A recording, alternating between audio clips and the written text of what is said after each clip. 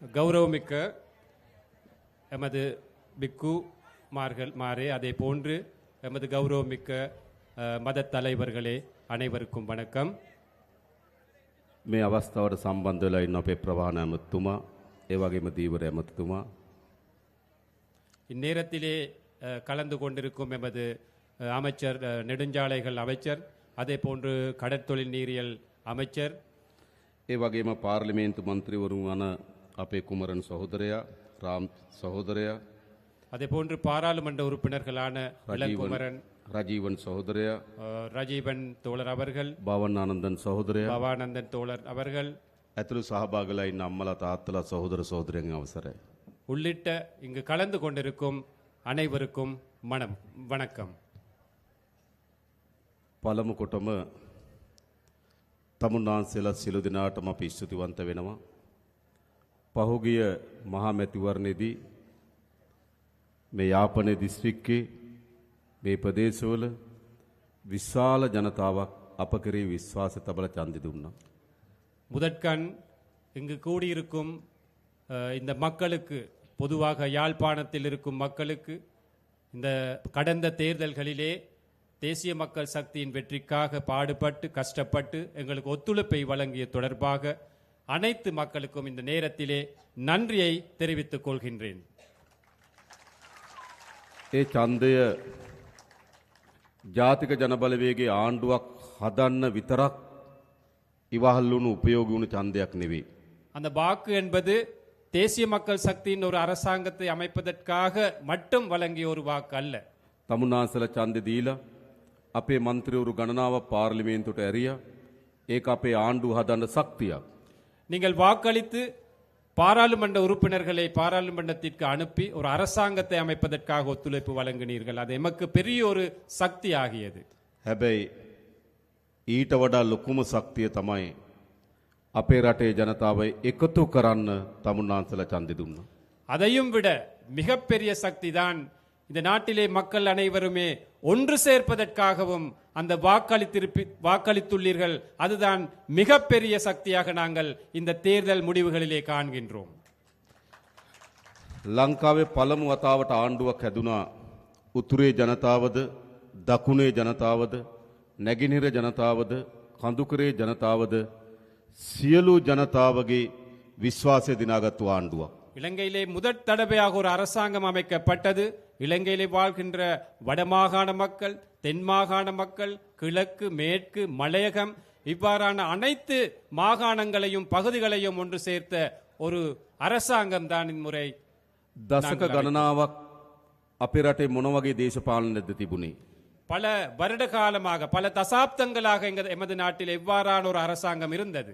උතුරේ වෙනම දේශපාලනයක්, දකුණේ වෙනම දේශපාලනයක්, කඳුකර නැගෙනහිර වෙනම දේශපාලනයක්. ඒ විදිහට තමයි දේශපාලනය තිබුණේ. வடக்கிலே ஒரு தனியான அரசியல், தென்பகுதியிலே இன்னொரு தனியான அரசியல், மலையகம் அல்லது கிழக்கு மேற்கு தனித்தனியான அரசியல் தான் காணப்பட்டதாக இருந்தது. අපේ රටේ පැරණි දේශපාලකයෝ අපේ ජනතාව බෙදන දේශපාලනයක හිටියේ. எமது நாட்டிலே பழைய அரசியல்வாதிகள், எங்களுக்கு முன்னிருந்த அரசியல்வாதிகள் மக்களை பிரித்துத்தான் அரசியலை செய்தார்கள். ඒක කොච්චර බෙදුවද කියනවනම් යුද්ධයක් ඇති වෙනකම් බෙදුවා. எவ்வளவு பிரித்தாலும் கொள்கையை கடைபிடித்தார்கள் என்று கூறினால் ஒரு யுத்தம் உருவாகும் அளவுக்கு மக்களை பிரித்தாலும் கொள்கையை உட்படுத்தினார்கள். ඒ නිසා අපේ පරම්පරාව යුද්ධ කරගත්තා. ஆகவே எமது பரம்பரை யுத்தம் செய்து கொண்டார்கள். අපේ පරම්පරාව සැකය, අවිශ්වාසය, ක්‍රෝධය, වෛරය වපුරලා ජීවත් වුණා. எமது அந்த காலகட்டம் என்பது, எமது பரம்பரை என்பது சந்தேகம் அல்லது எதிர் மனப்பான்மை இவ்வாறான பல்வேறுபட்ட அந்த முரண்பாடுகளோடு தான் நாங்கள் வாழ்ந்து கொண்டிருந்தோம். අපිට තවත් බෙදෙන්න ඕනද? எங்களுக்கு இன்னும் பிரிய வேண்டுமா? බෙදෙන්න ඕනද? பிரிய வேண்டுமா? නෑ. අපි ලංකාවේ පළමු වතාවට ආණ්ඩුවක් හැදුනා. ජනතාව බෙදෙන එක වළක්වලා ජනතාව එකතු වෙන දේශපාලනයකට ආණ්ඩුවක් හැදුනා. இலங்கை வரலாற்றிலே நாங்கள் முதற் தடவையாக ஒரு அரசாங்கத்தை அமைத்தோம். மக்களை பிரிப்பதற்கு பதிலாக மக்களை ஒன்று சேர்க்கும் ஒரு அரசாங்கத்தை நாங்கள் அமைத்தோம். මේ ගම්වලට මීට කලින් රාජ්‍ය නායකයෝ ජනාධිපතිවරු ඇවිල්ලා හිටි තියෙනවද? இந்த பகுதிகளுக்கு அரசாங்கத்திலே பெரிய அதிகாரிகள் அல்லது ஜனாதிபதி போன்றவர்கள் இதற்கு முன் வருகை தந்திருக்கின்றார்களா? ඇයි ஏன் அது? බෙදුණු ආණ්ඩුවත් තියෙනකොට එහෙමයි. ஒரு பிரிந்திருக்கும் அரசாங்கம் இருக்கும் போது அப்படித்தான். හැබැයි දැන් තියෙන්නේ බෙදීම අවසන් කරපු එකතු කරන ආණ්ඩුවක්.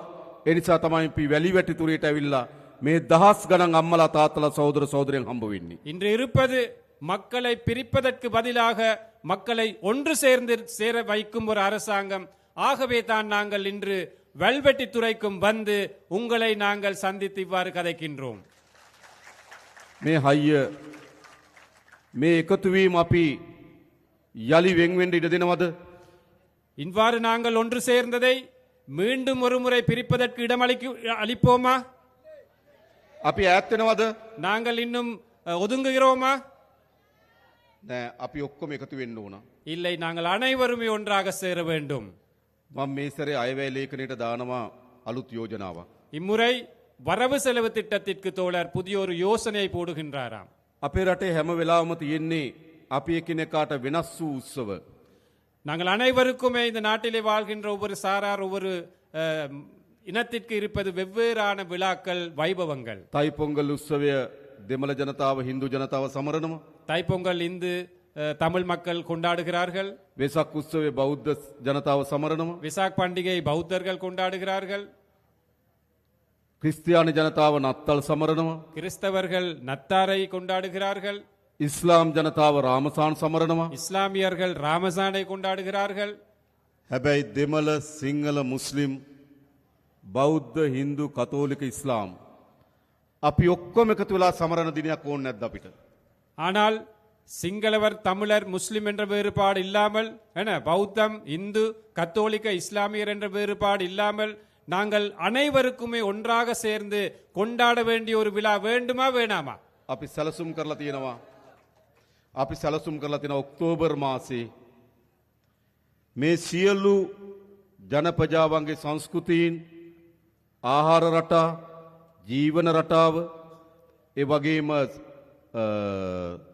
අඳින පළඳින රටා, මේ ඔක්කොම එකට එකතු කරලා සංගීතය, නාට්‍ය, කවි මේ ඔක්කොම එකතු කරලා ජාතියේ මහා මංගල්‍යය අපි ලෑස්ති කරලා තිබෙනවා. ஆகவே இந்த நாட்டிலே இருக்கும் அனைத்து மக்களுடைய ஒன்று சேர்வினால் அக்டோபர் மாதத்திலே, அதாவது இந்த நாட்டில் அனைத்து மக்களுடைய கலாச்சாரம், பண்பாடு, பழக்க வழக்கங்கள், உடை அலங்காரங்கள் அல்லது உணவுப் பொருள் தயாரிப்பு, உணவு கலாச்சாரம், இவை அனைத்துமே ஒன்று சேர்த்த ஒரு விழாவை நடத்துவதற்காக நாங்கள் திட்டமிட்டு இருக்கின்றோம்.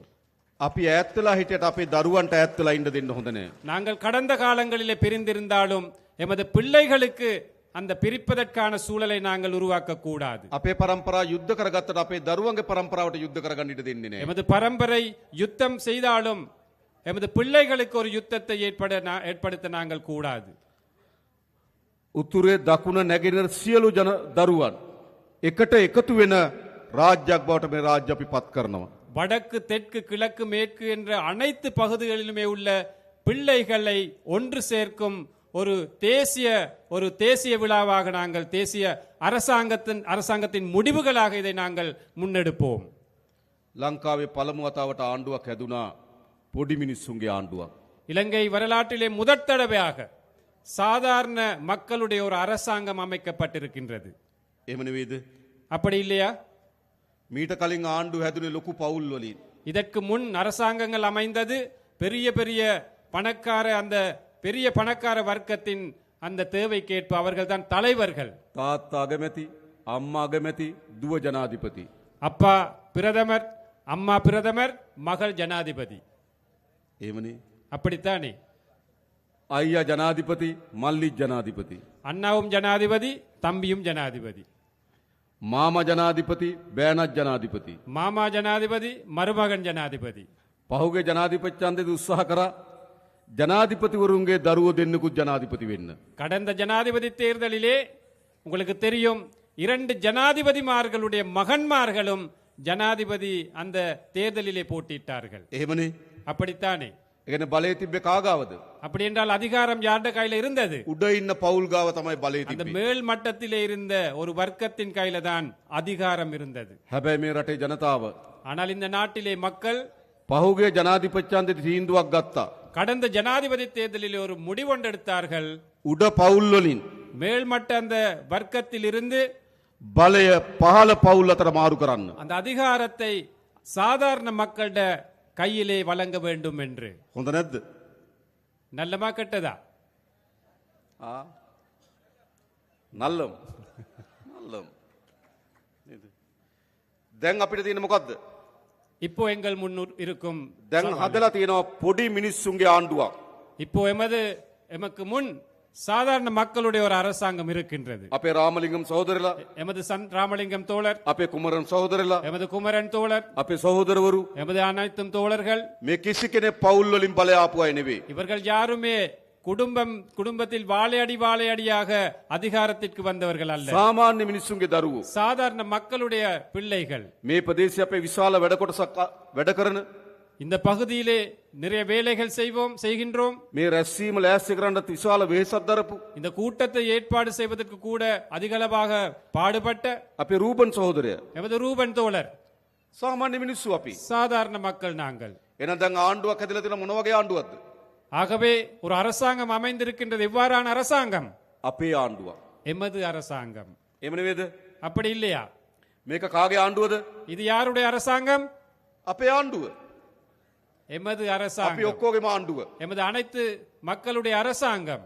එහෙනම් අපිට අභියෝග කීපයක් තියෙනවා. ஆகவே எங்களுக்கு நிறைய சவால்களும் இருக்கின்றன. පළමු කොටම මේ ග්‍රාමීය ජනතාවගේ දුප්පත්භාවය නැති කරන්න ඕන. முதலாவதாக இந்த கிராமிய வறுமையை நாங்கள் ஒழித்து கட்ட வேண்டும். එහෙම නෙවෙයිද? அப்படித்தானே? හොඳ නිවහසක් නැහැ. சிறப்பான ஒரு வீடு இல்லை, ආදාය මාර්ග නැහැ. வருமான வழி இல்லை, පානීය ජලය නැහැ. குடிநீர் இல்லை, ගමට එන්න හොඳ පාරක් නැහැ. வீட்டுக்கு வர்றதுக்கான கிராமத்துக்கு வர்றதுக்கான දරුවට பாதை උගන්නන්න இல்லை, හොඳ පාසලක් නැහැ. பிள்ளைக்கு நல்ல ஒரு ஸ்கூல் இல்லை, දීවර රස්සාව කරන්න විදියක් නැහැ. மீன்பிடி கடற்தொழில் செய்ய முடியவில்லை. විශාල බැටකන ජනතාවක්. எந்த பக்கத்திலும் எமக்கு கஷ்டங்களே இருக்கின்றன. අපේ ආණ්ඩුව எமது அரசாங்கம், අපි ඔක්කොම එකතු වෙලා හදාගත්තු ආණ්ඩුව. நாங்கள் அனைவருமே ஒன்று சேர்ந்து அமைத்த அரசாங்கம். ක්‍රමානුකූලව පියවරෙන් පියවර படிப்படியாக මේ ප්‍රශ්න ඔක්කොම විසඳන්න ලෑස්ති අපි. இந்த அனைத்து பிரச்சனைகளும் தீர்க்க தயாராக இருக்கின்றோம். හොඳද? நல்லமா? අපි ඉස්සරලම මේ අස්වැසුම දෙන ජනතාවගේ දීමනාව අපි වැඩි කරා. நாங்கள் ஏற்கனவே இந்த நலன்புரி கொடுப்பனவு, அஸ்வசும கொடுப்பனவு கொடுப்பதை நாங்கள் நீடித்து அந்த அளவையும் கூட்டியிருக்கின்றோம். අපේ දුප්පත් අම්මා තාත්තගේ දරුවට ඉස්කෝලේ යන්න පාසල් පොත්පත් මිලදී ගන්න විදිහක් නැහැ. எங்களோட வறுமைக்குட்பட்ட பெற்றோர்களுக்கு தனது பிள்ளையை பாடசாலைக்கு அனுப்புவதற்கு அந்த பாடசாலை உபகரணங்களை பெற்றுக்கொள்ள முடியாமல் இருந்தது. අපි අස්වැසුම ලබන සියලු පවුල් වල දරුවන්ට රුපියල් 6000ක් දුන්න පාසල් පොත් උපකරණ මිලදී அந்த ගන්න. அஸ்வசும கொடுப்பனவை பெற்றுக்கொள்ளும் பெற்றோர்களுக்கு, அந்த பிள்ளைகளுக்கு வழங்குவதற்காக 6000 ரூபாய் நிதி ஒதுக்கினம் பாடசாலை உபகரணங்களை பெற்றுக்கொள்வதற்காக. ඒ විතරක් නෙවෙයි දැන් අපි තීන්දුවක් ගත්තා. ළමයි 300ට වඩා අඩු සියලු පාසල් වල දරුවන්ට රුපියල් 6000ක දීමනාවක් දෙන්න පාසල් පොත් මිලදී ගන්න. அதே போன்று நாங்கள் இன்னொரு முடிவெடுத்திருக்கின்றோம். 300க்கு குறைந்த பிள்ளைகள் படிக்கும் பாடசாலைகளிலே அந்த அனைத்து பிள்ளைகளுக்கும் 6000 ரூபாய் கொடுப்பனவு பாடசாலை உபகரணங்கள் பெற்றுக்கொள்வதற்காக வழங்குவோம் என்று. ඇයි අපි එහෙම කරන්නේ? ஏன் நாங்கள் அப்படி මේ செய்கின்றோம்? ගම්වල දුප්පත්භාවය ඉවත් කරන්න නම් දරුවන්ට හොඳට උගන්වන්න ඕන. இந்த கிராமங்களிலே, இந்த பகுதிகளிலே வறுமையை ஒழித்து கட்ட வேண்டுமானால் பிள்ளைகளுக்கு நாங்கள் சிறப்பான கல்வியை கொடுக்க வேண்டும், வழங்க வேண்டும். එනිසා තමුන්නාන්සලා මහන්සි වෙන දරුවන්ට උගන්වන්න. ஆகவே நீங்களும் உங்களோட பிள்ளைகளுக்கு படிப்பிப்பதற்காக ஒத்துழையுங்கள், செயற்படுங்கள். දුප්පත්භාවයෙන් අපි මිදමු, දරුවන්ට උගන්වමු. வறுமையிலிருந்து நாங்கள் மீளுவோம், பிள்ளைகளை படிக்க வைப்போம். අපි තීන්දුවක් අරන් තියෙනවා සියලු පාසල්වල ගුරු පුරප්පාඩු ඉවත් කරලා විශේෂයෙන්ම මේ අවුරුද්දේ අපි අලුතෙන් ගුරුවරු බඳව ගන්නවා පුරප්පාඩු වලට.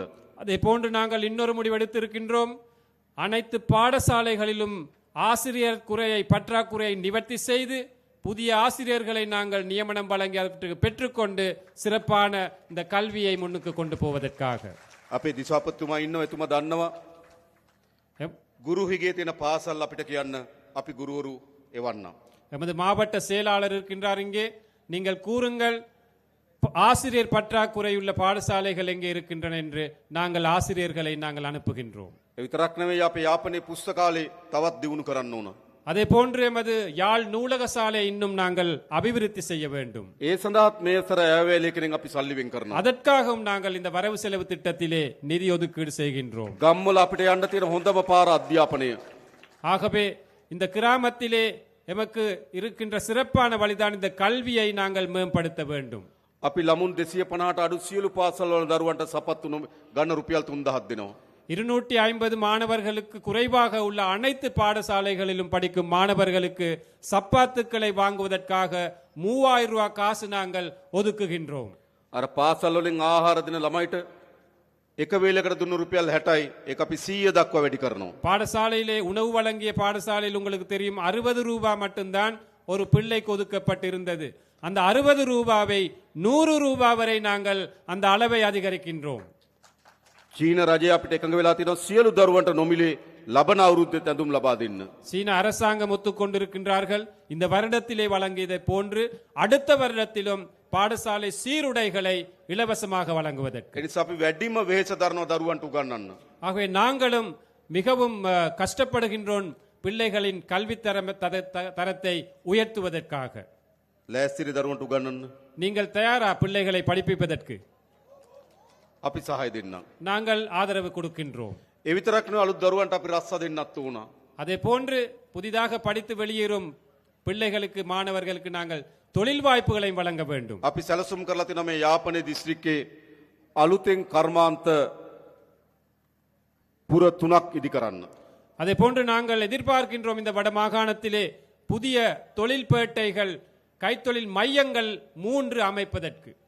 කංකසන්තුරේ, காங்கேசன்துறை, පරන්තන් பரந்தன், සහ මාංකුලම්. மாங்குளம் අලුත් කර්මාන්ත පුර 3ක් ඇති කරනවා. 3 புதிய தொழில் பேட்டைகள் அல்லது பொருளாதார மையங்களை நாங்கள் அமைக்க திட்டமிட்டிருக்கின்றோம். අපි විදේශගත ශ්‍රී ලාංකිකයන්ට ආරාධනා කරනවා වගේ ආයෝජනය කරන්න එන්න කියලා. நாங்கள் அழைக்கின்றோம் வெளிநாடுகளில் இருக்கும் இலங்கையர்களுக்கு, புலம்பெயர் இலங்கையர்களுக்கு அவற்றில் முதலீடுகள் செய்ய வாருங்கள் என்று. වැඩියෙන්ම මේ පළාත් වල ජීවත් වෙන තරුණයන්ගේ අපේක්ෂාව රට අත්හැරලා යන එක. இங்கிருக்கும் இளைஞர்களுடைய எதிர்பார்ப்பும் இந்த நாட்டை விட்டு வெளியேறுவதுதான் எதிர்பார்ப்பாக இருக்கின்றது. ඇයි රස්සාවක් නැහැ? ஏன் சரியான ஒரு தொழில் இல்லை. අපි කර්මාන්ත පුර ටික හදන්නම් ඕගොල්ලන්ගේ දරුවන්ට රස්සා ටික හොයලා දෙන්න. நாங்கள் அந்த தொழில் மையங்களை, கைத்தொழில் மையங்களை அமைக்கின்றோம் உங்களுக்கு தொழில் வாய்ப்புகளை பெற்றுக் கொள்வதற்காக.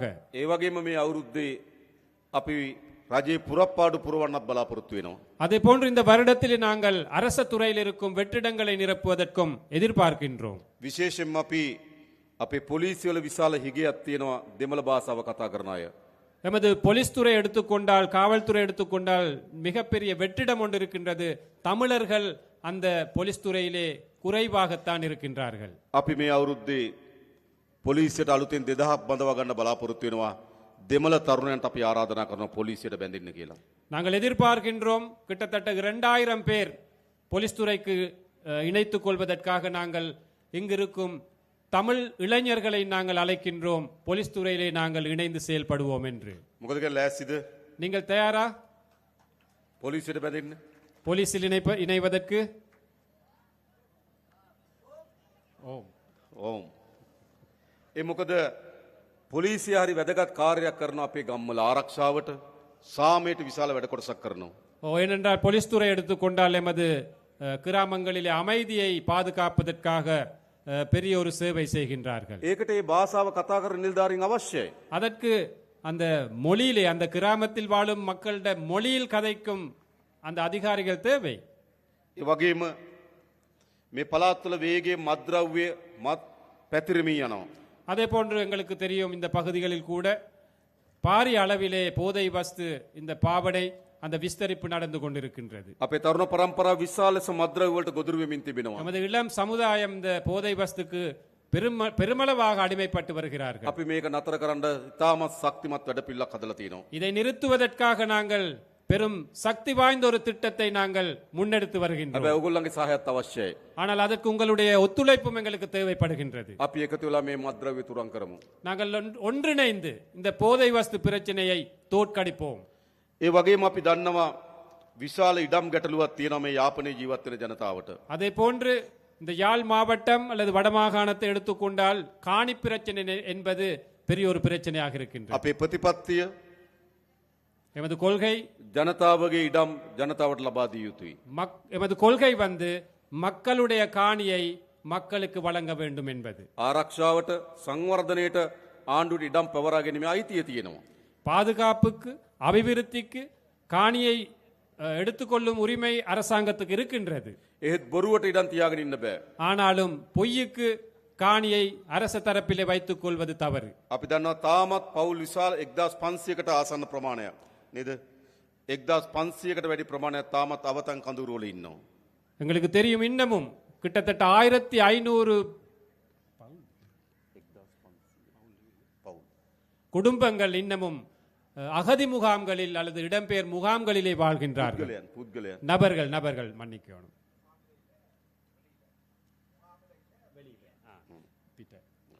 ඒ නිසා ඒගොල්ලන්ට අපි ඉක්මනින්ම තමන්ගේ වාසස්ථාන ලබා දෙන්න කටයුතු කරනවා. ஆகவே அவர்களுக்கும் நிரந்தரமான வீடுகள் வீட்டு வசதிகளை செய்து கொடுப்பதற்காக நாங்கள் முடிவெடுத்திருக்கின்றோம்.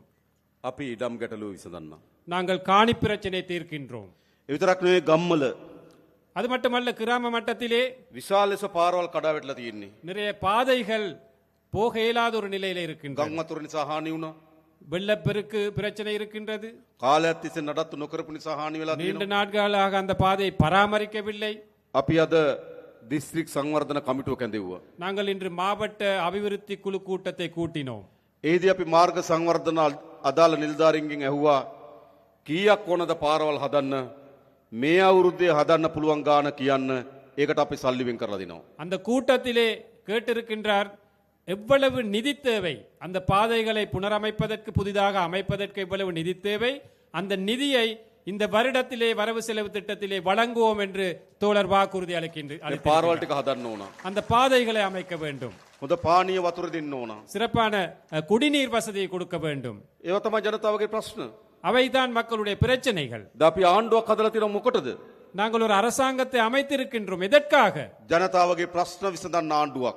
மக்களுடைய பிரச்சனைகளை தீர்ப்பதற்கான அரசாங்கம். ජනතාවගේ ආණ්ඩුවක් மக்களுடைய அரசாங்கம் අපි හදලා තියෙනවා. நாங்கள் அமைத்திருக்கின்றோம். අපි දන්නවා දැන් කාලාන්තරයක් තිස්සේ எங்களுக்கு தெரியும், நீண்ட நாட்களாக මේ උතුරු මුහුද இந்த வடமாகாண இந்த கடற்பரப்பு විශාල දීවර ගැටලුවක් තියෙනවා. பெரும்பான்மையான மீன்பிடி கடற்தொழில்களுடைய பிரச்சனைகள் காணப்படுகின்றன. අපේ දීවර ජනතාවයකින් විශාල ලෙස බැට කනවා. எமது மீனவர்கள் அதில் கவலைப்படுகின்றார்கள், கஷ்டப்படுகின்றார்கள். මුහුදේ තියෙන පරිසර පද්ධතිය පවා විනාශයට ලක් වෙනවා. அந்த கடல் அடியில் உள்ள அந்த நிலைகள் கூட, சுற்றுச்சூழல் கூட அழிவடைந்து අපේ வருகின்றன. දීවරෙන්ට මුහුද යන්න බැරි තත්ත්වයක් ඇති වෙලා තිබෙනවා. எமது மீனவர்களுக்கு கடற்தொழிலுக்கு போக இயலாத ஒரு நிலை இருக்கின்றன. මේ ප්‍රශ්න විසඳන්න ඕන. அந்த பிரச்சனை தீர்க்க வேண்டும். අපි ඉන්දියානු රජයත් එක්ක කීප අවස්ථාවකදී සාකච්ඡා කරා. நாங்கள் இந்திய அரசாங்கத்திடம் பல தடவைகள் பேச்சுவார்த்தை நடத்தினோம்.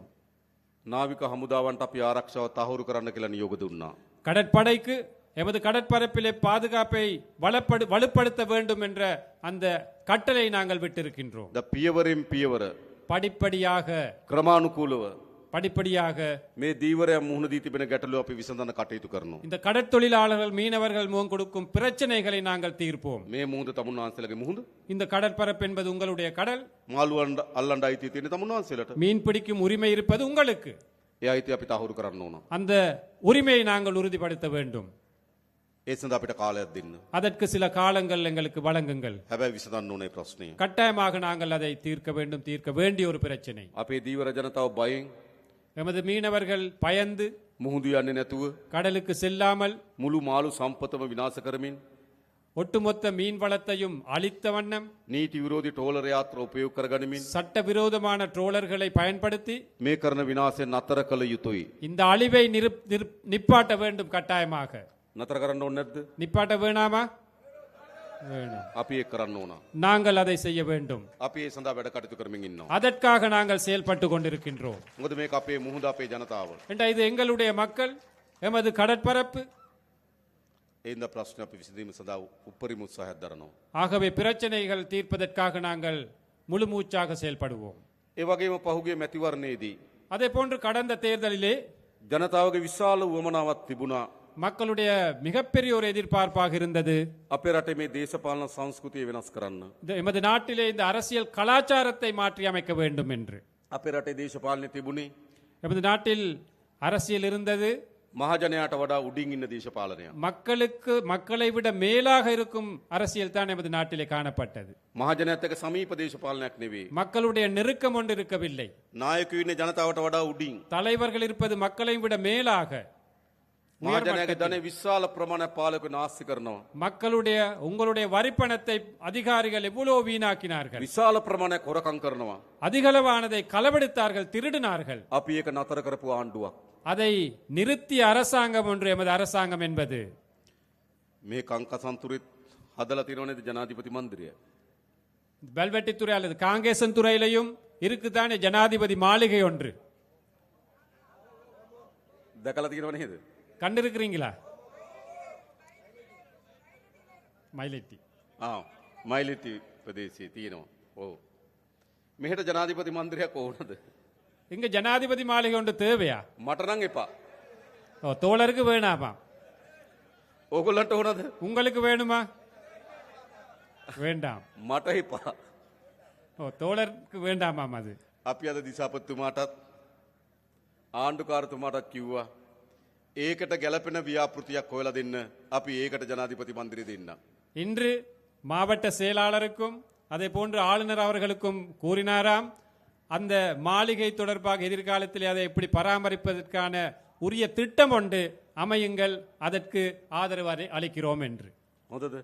நல்லமா? ඒක යුනිවර්සිටි එකක් දාන්න හොඳයි නම් අපි ඒක කරමු. அதுல பல்கலைக்கழகம் ஒன்று போட வேணுமா இருந்தா அதுக்கு சப்போர்ட் பண்றோம். සංස්කෘතික මධ්‍යස්ථානයක් දාන්න ඕන නම් ඒක කරමු. கலாச்சார ஒரு மண்டபமாக அமைக்க வேண்டும் என்றால் அதற்கு ஆதரவு தெரிவிக்கும். හොඳයිනේ. நல்லமா?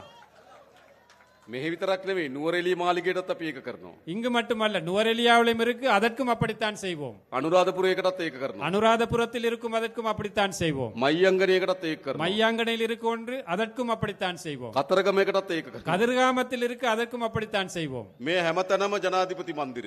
அனைத்து இடங்களிலுமே ஜனாதிபதி மாளிகைகள். அவர் අවතාර කියලා ෆිල්ම් එකක් තිබ්බ නේද?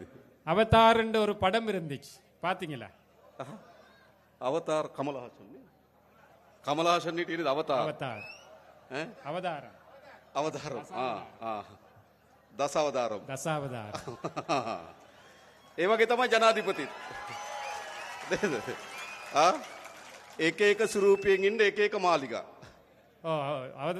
தசாவதாரம் மாதிரி என்ன, ஒவ்வொரு மாளிகைகளும் ஒவ்வொரு ஒரு விதமாக இருக்கிறதுக்கு தான் அதுகளை அமைச்சிருக்கு. අපි ඒක වෙනස් කරනවා. அதை நாங்கள் மாற்றி அமைப்போம். හොඳයිනේ. நல்லந்தானே? රයිට්. ඇයි ඒ? ஏன் அது? මහජනයාගේ දෙන මෙච්චර නායකයෝ නාස්ති කරන්න හොඳ නෑ. மக்களுடைய பணத்தை வீணாக்க கூடாது இந்த தலைவர்கள். මහජනයාගේ ධනය නායකයෝ මෙච්චර වියදම් කරන්න හොඳ නෑ. மக்களுடைய பணத்தை இந்த அரசியல் தலைவர்கள் இவ்வாறு செலவழிக்க கூடாது. අපි දුප්පත් රටක්. நாங்கள் வறுமைக்குட்பட்ட ஒரு நாடு, ජනතාවත් දුප්පත්. மக்களும் வறுமைக்குட்பட்டவர்கள். නායකයා தலைவர் දසවතාර. தசாவதாரமாக இருக்கின்றார். හොඳද? நல்லமா அது? ඒ දේශපාලන වෙනස් වෙන්න ඕනේ නැද්ද? அந்த அரசியல் மாறணுமா வேணாமா? අන්න ඒ දේශපාලන අපි වෙනස් කරලා තියෙනවා. அந்த அரசியலை நாங்கள் மாற்றி இருக்கின்றோம். මේ දේශපාලන තමයි අපේ රට ඕන. இந்த அரசியல் தான் நமக்கு தேவைப்படுவது. ඒ නිසා අපේ රට ගොඩනැගීමේ දිශාවට අපි පය තබලා තියෙනවා. ஆகவே இந்த நாட்டை அபிவிருத்தி செய்யும் அந்த பயணத்தை நாங்கள் ஆரம்பித்திருக்கின்றோம். විශේෂයෙන් මේ උතුරු පළාත ඉලක්ක කරගත්තු සංවර්ධන සැලසුම් ගණනාවක් අපි සැලසුම් කරලා තිබෙනවා. விசேடமாக இந்த வடமாகாணத்தை இலக்காக வைத்த பல்வேறு அபிவிருத்தி திட்டங்களை நாங்கள் முன்னெடுக்க මම திட்டமிட்டிருக்கிறோம். කලින් කිව්වා වගේ කර්මාන්ත කලාප 3ක් ஏற்கனவே கூறியதை போன்று தொழில் மையங்கள் 3, ඒ වගේම සංචාර කර්මාන්තය දියුණු කරන්න සැලසුමක්. அதே போன்று சுற்றுலாத்துறை வளர்ப்பதற்கான திட்டம், ඒ වගේම අපි හඳුනාගෙන තියෙනවා මේ උතුරු පළාතේ පොල් වගා කරන්න පුළුවන් අක්කර 40000ක් තියෙනවා කියලා. அதே போன்று நாங்கள் கண்டறிந்திருக்கின்றோம் இந்த வடமாகாணத்திலே தென்னை பயிர் செய்யக்கூடிய 40,000 ஏக்கர் காணிகள் இருக்கின்றது என்று. මේ අයවැයෙන් අපි ඒකට සල්ලි වෙන් කරනවා. இந்த வரவு செலவு திட்டத்திலே அதற்காகவும் நாங்கள் நிதி ஒதுக்கீடு செய்கின்றோம். වගා කරන්න කැමති අයට அதில் பயிரிடக்கூடிய அந்த விருப்பமானவர்களுக்கு පොල් පැල දෙන தென்னம்பிள்ளைகள், බිම සකස් කරගන්න මුදලක් දෙන அந்த நிலத்தை செய்வதற்கான பணம், පොහොර දාන්න මුදලක් දෙනන් අපි. பசலையிடுவதற்காக நிதி நாங்கள் வழங்குவோம். ඔගොල්ලෝ වගා කරන්න. ලෑස්තිද? நீங்கள் பயிரிட விருப்பமாக இருந்தால் நாங்கள் அவற்றை வழங்க தயாராக இருக்கின்றோம். වගා කරන්න ඕන. தென்னை பயிற்சியை நாங்கள் අපි முன்னெடுக்க ඔක්කොම வேண்டும். එකතු වෙලා මේ රට හදන්න ඕන. நாங்கள் அனைவருமே ஒன்றிணைந்து இந்த நாட்டை கட்டியெழுப்ப வேண்டும். මම දන්නවා මේ උතුරු පළාතේ ජනතාව எனக்கு தெரியும் இந்த வடமாகாணத்திலே உள்ள மக்கள் විශාල ලෙස කුස්කර්මාන්තයට විහිසෙන ජනතාවක්. கணிசமான மக்கள் விவசாயத்துறையில் ஈடுபடுகின்றார்கள். හැබැයි නිසි මිලක් නැහැ. ஆனால் சரியான விலை இல்லை, නිසි සැලැස්මක් නැහැ. சரியான ஒரு திட்டம் ஒன்று இல்லை. එඳ ගොවි ජනතාව මූණ දී තියෙන ගැටලු වලට අපි විසඳුම් හොයන්න.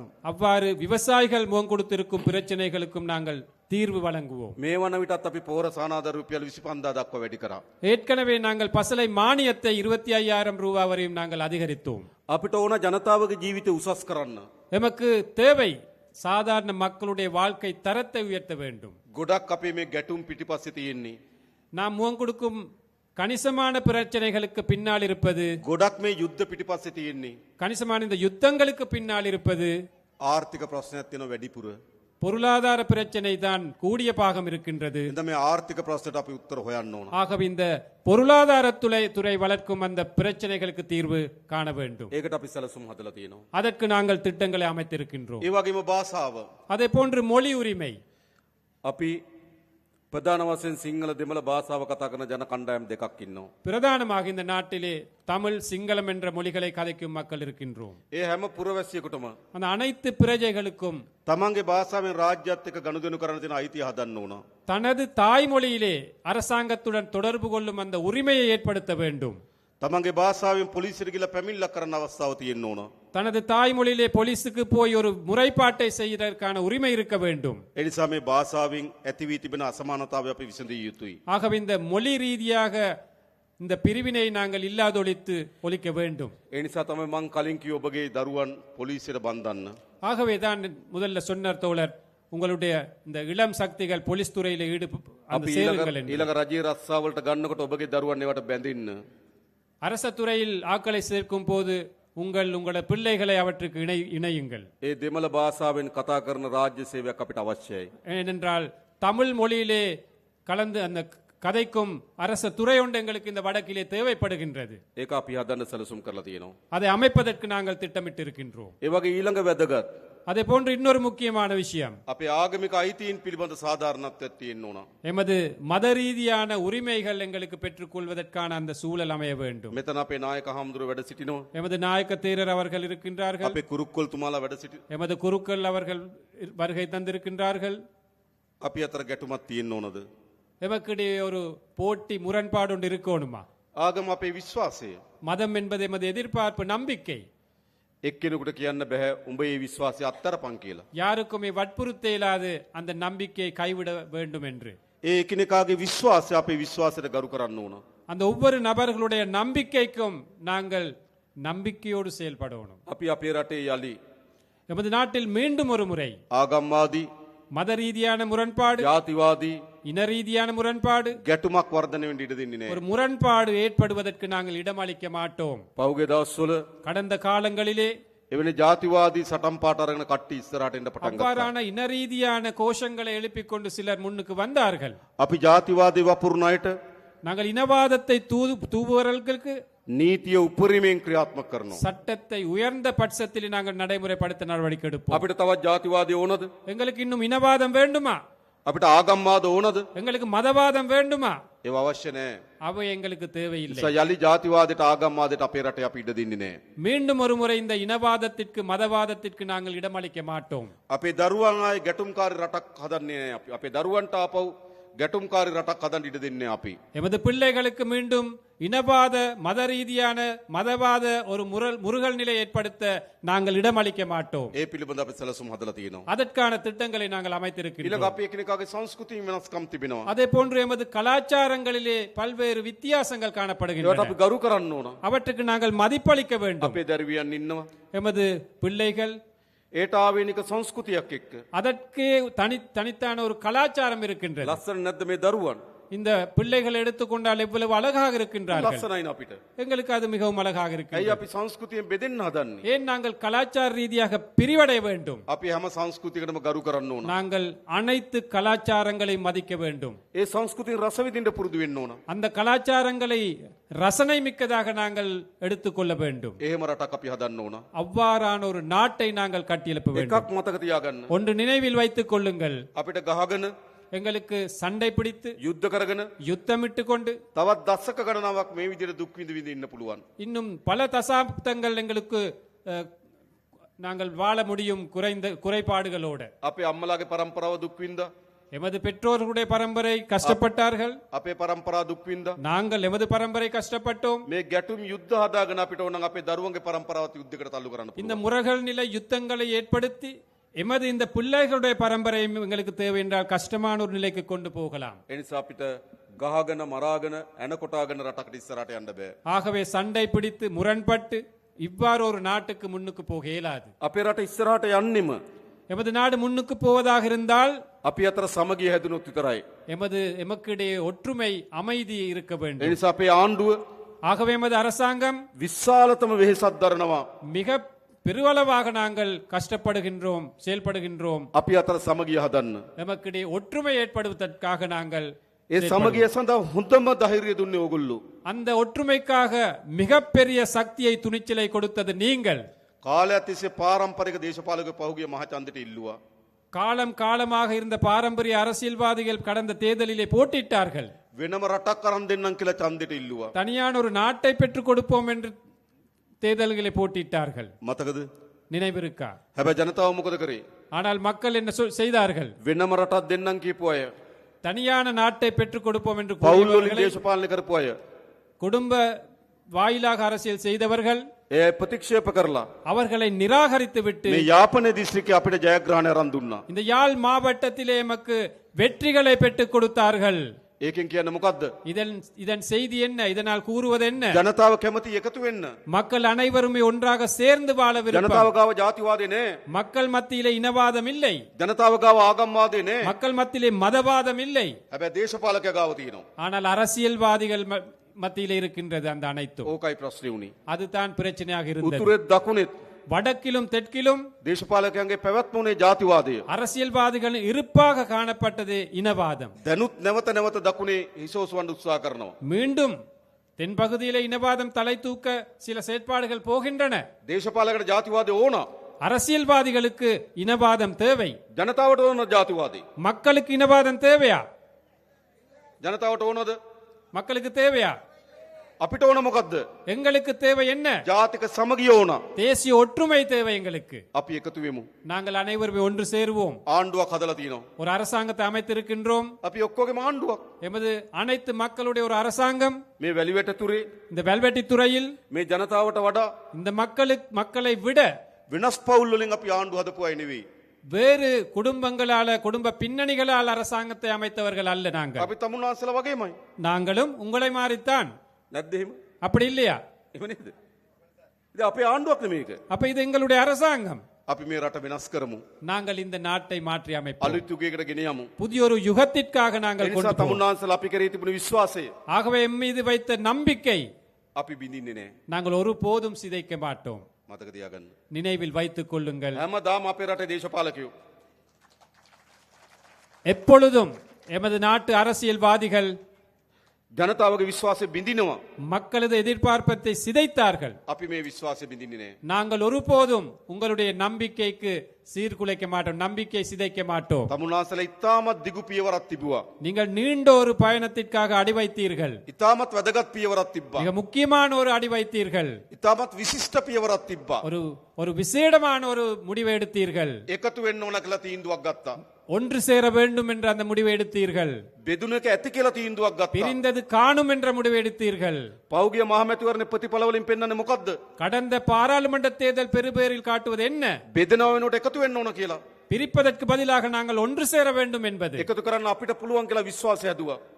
அதை இணைக்க எமக்கு முடியும் என்ற நம்பிக்கை ஏற்படுத்தினீர்கள். අපි ඒ විශ්වාසය රකිනවා. அந்த நம்பிக்கையை நாங்கள் பேணுவோம். මේ රටේ හොරකම නතර කරනවා. இந்த நாட்டின் ஊழலை திருட்டை நாங்கள் நிறுத்துவோம். නාස්තිය නතර කරනවා. வீண் விரயத்தை நிறுத்துவோம். හොරකම් කරපු අයට දඬුවම් දෙනවා. திருடியவர்களுக்கு தண்டனை கொடுப்போம். මොකද කියන්නේ? என்ன சொல்றீர்கள்? ඕනද නැද්ද? நல்லமா கெட்டதா? ඕනද නැද්ද? தேவையா இல்லையா? අවශ්‍යයි. தேவை தேவை. අපේ රටේ දරුවට විදින ඉන්ජෙක්ෂන් එකෙන් හොරකම් කරලා නම් எமது பிள்ளைகளுக்கு குழந்தைக்கு ஏத்தும் ஊசியிலே களவெடுத்திருந்தால், බාල බෙහෙත් ගෙනල්ලා නම් தரக்குறைவான மருந்துகளை இறக்குமதி செய்திருந்தால், ස්පිරිතාලේ හදනකොට ඒකෙන් හොරකම් කරලා නම් வைத்தியசாலைகளில் இருந்து களவெடுப்பதாக இருந்தால், පාර හදනකොට ඒකෙන් හොරකම් කරලා නම් வீதியை அமைக்கும் போது அதிலிருந்து களவெடுத்திருந்தால், කෝටි ගණන් ධනෙ එක්රැස් කරගෙන යන දේශපාලකයෝ கோடிக்கணக்கான நிதியை அரசியல்வாதிகள் ஒன்று சேர்த்திருக்கின்றார்கள். ඒ ගැන පරීක්ෂණ කරන්න ඕනේ නැද්ද? அது தொடர்பாக விசாரணை நடத்த வேண்டுமா வேண்டாமா? දඬුවම් දෙන්න ඕනේ නැද්ද? தண்டனை வழங்க வேண்டுமா வேண்டாமா? අන්නේ දඬුවම් දෙන ආණ්ඩුව තමයි ජාතික ජනබලවේගයේ ආණ්ඩුව. அவ்வாறு தண்டனை வழங்கும் அரசாங்கம் தான் தேசிய மக்கள் சக்தி அரசாங்கம். දැන් දූෂණයට සම්බන්ධ වෙන අය එක්කම එකතු වෙලා இப்போது அந்த ஊழல் மோசடிகளிலே தொடர்புடைய அனைவரும் ஒன்று சேர்ந்திருக்கின்றார்கள். පහුගිය මැතිවරණ වේදිකාවේදී கடந்த அரசியல் மேடையிலே ගොඩක් වේදිකාවලට බෙදිලා හිටියා. பல மேடைகளிலே பிரிந்திருந்தார்கள். සමහර අය කොළ පාට වේදිකාවේ, சிலர் பச்சை மேடையிலே, සමහර අය කහ පාට වේදිකාවේ, சிலர் மஞ்சள் மேடையிலே, සමහර අය දුබුරු පාට වේදිකාවේ இன்னும் சிலர் அந்த சிவப்பு மேடையிலே ඡන්දෙදි බෙදිලා හිටියා. தேர்தலிலே பிரிந்திருந்தார்கள். දැන් මොකද වෙන්නේ? இப்போ என்ன நடக்குது? අන්න ඊයේ සාකච්ඡා තියලා එකතු වෙන්න நேற்று அவர்கள் கலந்து ஆலோசிக்கின்றார்கள் ஒன்று சேர்வதற்காக. බලනකොට කවුද? யார் அதில் இருப்பவர்கள்? එක්කෙනෙක් මහ බැංකුවට ගහලා, ஒருவர் மத்திய வங்கியை கொள்ளையடித்தவர், තව කෙනෙක් ඕස්ට්‍රේලියාවේ සුද්දෙක් රවට්ටලා, இன்னொருத்தர் ஆஸ்திரேலியாவில் ஒரு வெள்ளை அந்த குடிமகனை ஏமாத்தியவர், තව කෙනෙක් කනිත් තෙල් වලින් විදු ගහලා. இன்னொருத்தர் எரிபொருளால களவெடுத்தவர். දැන් මොකද වෙලා තියෙන්නේ? இப்போ என்ன நடந்திருக்கின்றது? ඒගොල්ලෝ ඔක්කොම එකතු වෙලා මොකටද? இந்த அனைவருமே ஒன்று சேர்ந்து இருக்கிறார்கள். எதற்காக? බේරෙන්න. தப்புவதற்காக, அதிலிருந்து தப்புவதற்காக. හැබැයි ඒගොල්ලෝ එකතු වුණාට ජනතාව අපි එකතු වෙලා ඉන්න තාක්කල් ඒගොල්ලන්ට මේ වැඩේ කරන්න බෑ. அவர்கள் ஒன்று சேர்ந்தாலும் மக்கள் என்ற அடிப்படையில் நாங்கள் ஒன்று சேர்ந்து இருக்கும் வரையும் அவர்களுடைய எதிர்பார்ப்பை நிவர்த்தி செய்ய முடியாது. ඒගොල්ලෝ උත්සාහ කරන්න එකතු වෙලා පරීක්ෂණ කරන එක නතර කරන්න. அவர்கள் முயற்சிப்பது அவர்கள் ஒன்று சேர்ந்து இந்த விசாரணைகள் நடத்துவதை நிப்பாட்டுவதற்காக. එකතු වෙලා දඬුවම් දෙන එක වළක්වන්න.